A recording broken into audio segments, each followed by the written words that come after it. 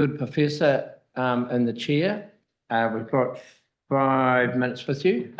Your submission we've read and Mercifully short. yeah, cool. Kia ora e te committee, and as you know, Dr. Dean Knight, Professor of Law at Te Haringa Waka Victoria University. And just let's be clear, as other submitters have said, English is already an official language of our nation, and that is so understandably by dint of custom and usage. And the fact that its status is not spelled out in legislation does not alter that legal fact.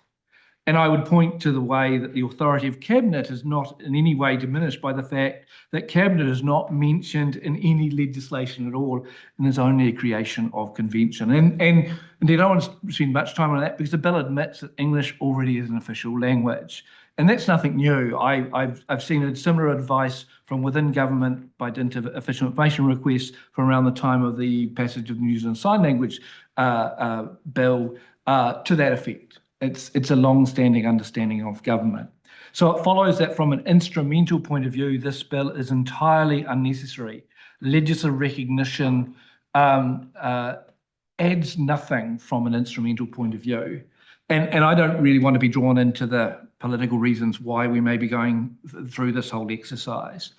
That said, I also can't strongly object too strongly to better spelling out of constitutional rules, of which this is one, in an accessible way. That's a matter of constitutional literacy.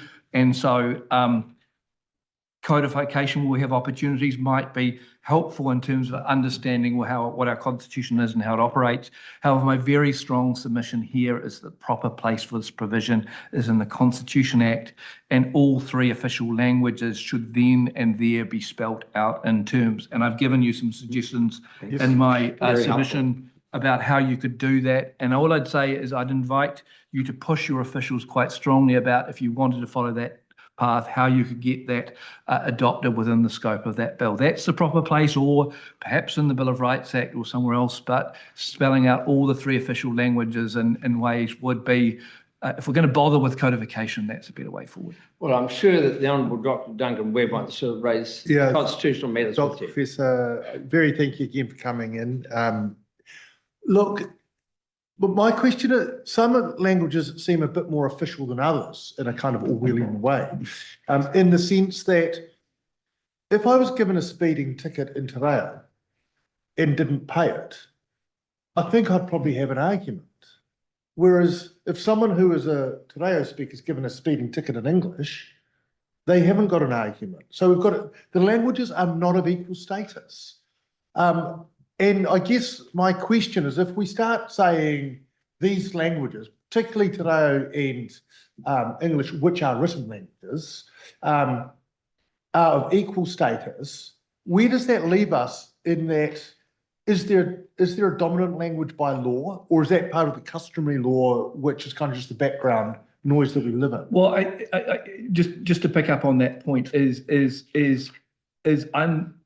I'm suggesting that we collect up our official languages, and status is one thing. How that operates as a matter of constitutional systems and protections, all those things may vary between them. And it's indeed, that's why I specify in the possible language to recognise that Te Reo Māori is an official language in accordance with the provisions of the Māori Language Act, Te Ture Mō Te Reo Māori, and the same with New Zealand Sign Language, because it recognises that there is a system and a body of ways about expectations about how they are to be operated. I'm not suggesting from a codification point of view we should change that. That's we should accept what we've got now and spell that out. What you seem to be speaking to is what's probably the position in Canada, where their 2 official languages spelled out, I think in their charter it is, but actually expressly specifies that they're of equal status and effect. And that's a different means of codification, because it would be changing the status quo. I'm suggesting at the moment that you stick with the status quo and spell. Do you think, but at the status quo, would you say that's, because it's got to be legal, right? Yeah. You know, I like your analysis of customary law and its force.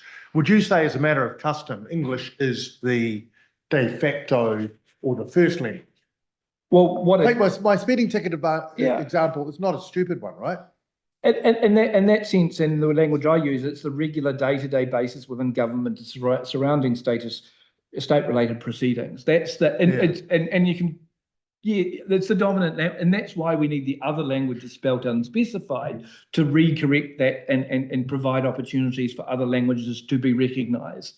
But it's not, I mean, I'm a realist. There is a reality that we can't avoid here, that English is the dominant language of the government and of the state. All right. Hey, thank you again, Professor, Thank for